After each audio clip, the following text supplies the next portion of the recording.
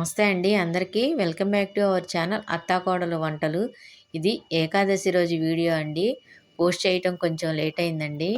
ఎందుకంటే పిల్లలిద్దరు కాలేజీకి వెళ్తున్నారండి. చిన్నవాడు వీడియో తీస్తాడు, పెద్దవాడు ఎడిటింగ్ చేస్తాడండి. నేను కూడా నేర్చుకోవాలండి ఎడిట్ చేయటం. కొంచెం తొందరలోనే నేను కూడా నేర్చుకుంటానండి. అందుకే లేట్ అయిందండి. నేను కానీ అత్తయ్య గారు కానీ వంటలు ఎంత బాగా చేస్తామో, నేను ముగ్గు కూడా అలానే అందంగా వేస్తానండి. చూడండి ముగ్గు ఎంత అందంగా ఉందో. నేను ఒక్కదాన్నే కాదండి, మా బజార్లో మేమందరం పండగ రాగానే మేమందరం ఇలానే ముగ్గులు వేసుకుంటామండి. అసలు ముగ్గు చూడంగానే పండగ వాతావరణం మొదలైద్దండి.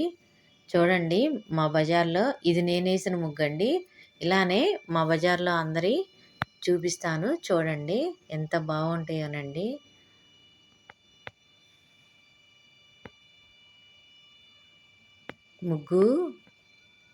ముగ్గు వేయగానే ఇంటి ముందు బాగా కళగా ఉంటుంది కదండి.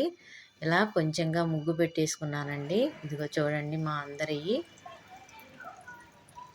ముగ్గులు మాత్రం సూపర్గా వేస్తామండి మేము.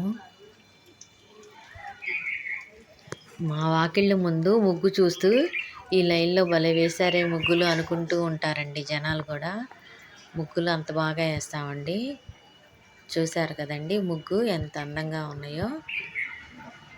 ఈ ముగ్గు వేయటమే చాలా టైం పట్టిందండి. ముగ్గు వేసిన తర్వాత మా వారికి క్యారేజీ కట్టాలండి. పిల్లలకి కాలేజీ లేకపోయినా సరే మా వారికి ఆఫీస్ ఉంటుందండి, వానైనా ఎండైనా. అందుకని తోటకూర పులుసు కూర చేస్తున్నానండి. తోటకూర ఉడకబెట్టి ఇలా తాలింపు వేస్తున్నాను.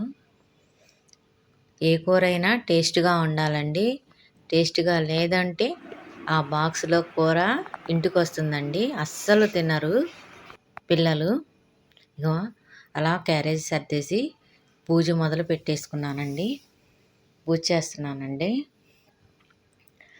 ఏకాదశి అనగానే, తొలి ఏకాదశి అనగానే వెంకటేశ్వర స్వామికే పూజ చేస్తాం అనుకుంటారండి. కానీ మా వైపు అయితే, పల్నాడు సైడ్ అయితే అండి, తొలి ఏకాదశికి శివయ్యను కూడా కొలుస్తారండి. హరిహరాదులు ఇద్దరిని పూజిస్తారు.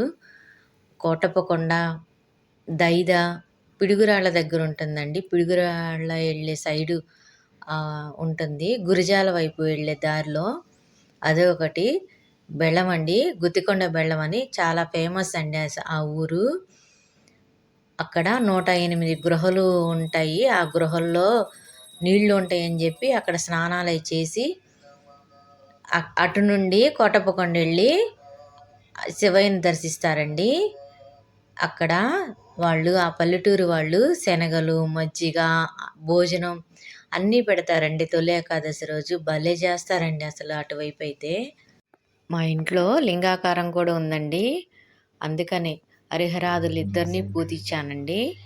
ఈ కొట్లో పేలపిండి తీసుకొచ్చామండి, అది అత్తయ్య గారికి నచ్చలేదు. అందుకని కొంచెంగా శనగపప్పు, బెల్లము, కొబ్బరి, యాలకులు అవి వేసి మిక్సీకి వేసి అది కూడా పెట్టేశాను. పానకం, వడపప్పు, కొబ్బరికాయ ఇలాగా కొంచెంగా పూజ చేసుకున్నానండి. ఇదేనండి ఏకాదశి రోజు పూజ చేసింది. అందరూ బాగుండాలి, అందులో మేము ఉండాలి. జై శ్రీమన్నారాయణ.